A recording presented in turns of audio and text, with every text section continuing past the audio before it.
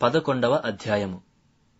యేసు తన 12 మంది శిష్యులకు ఆజ్ఞాపించుట చాలించిన తరువాత వారి పట్టణములలో బోధించుటకును ప్రకటించుటకును అక్కడ నుండి వెళ్లిపోయెను. క్రీస్తు చేయుచున్న కార్యములను గూర్చి యోహాను చెరసాలలో విని, రాబోవు వాడవు నీవేనా, మేము మరి ఒకని కొరకు కనిపెట్టవలెనా అని ఆయనను అడుగుటకు తన శిష్యులనంపెను. యేసు వారిని చూచి, మీరు వెళ్లి విన్నవాటిని కన్నవాటిని యోహానుకు తెలుపుడి.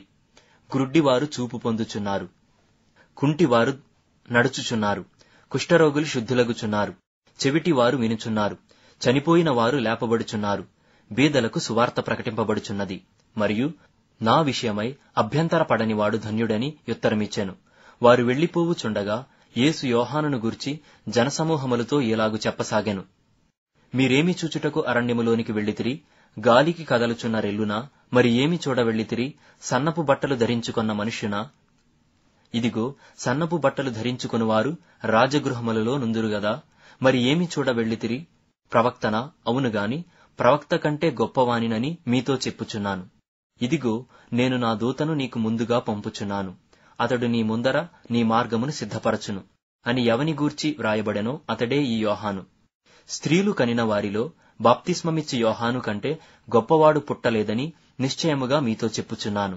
అయినను పరలోక రాజ్యములో అల్పుడైన వాడు అతని కంటే గొప్పవాడు. బాప్తిస్మమిచ్చి యోహాను దినములు మొదలుకొని ఇప్పటి వరకు పరలోక రాజ్యము బలత్కారముగా పట్టబడుచున్నది. బలత్కారులు దానిని ఆక్రమించుకొనుచున్నారు. యోహాను కాలము వరకు ప్రవక్తలందరూ ప్రవచించుచూ వచ్చిరి. ధర్మశాస్త్రము సహా ప్రవచించుచునుండెను. ఈ సంగతిని అంగీకరించుటకు మీకు మనస్సుంటే రాబోవు ఏలియా ఇతడే. వినుటకు చెవులు గలవాడు వినుగాక. ఈ తరము వారిని దేనితో పోల్చుదును?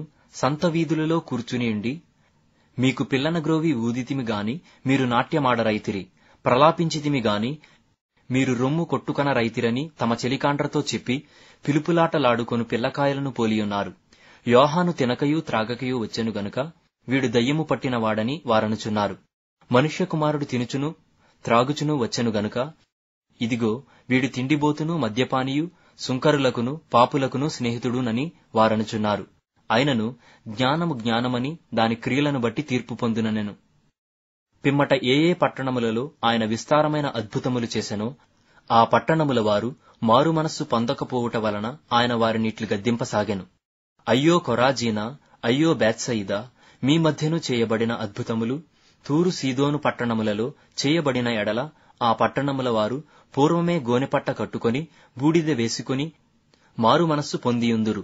విమర్శ దినమందు మీ గతి కంటే తూరు సీదోను పట్టణముల వారి గతి ఓర్వతగినదై యుండునని మీతో చెప్పుచున్నాను.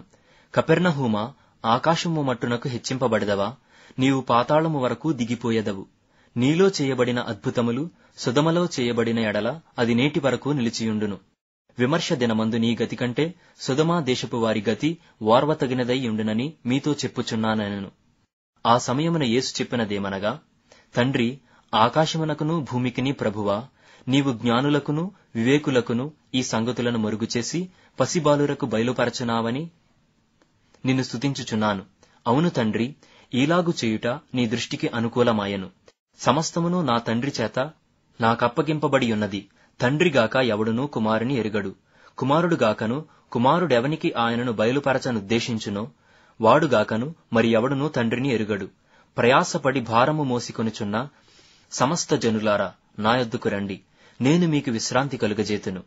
నేను సాత్వికుడను దీనమనస్సు గలవాడును గనుక మీ మీద నా కాడి ఎత్తుకుని నా యొద్ద నేర్చుకొనుడి, అప్పుడు మీ ప్రాణములకు విశ్రాంతి దొరుకును. ఎలయనగా నా కాడి సులువుగాను నా భారము తేలికగాను ఉన్నవి.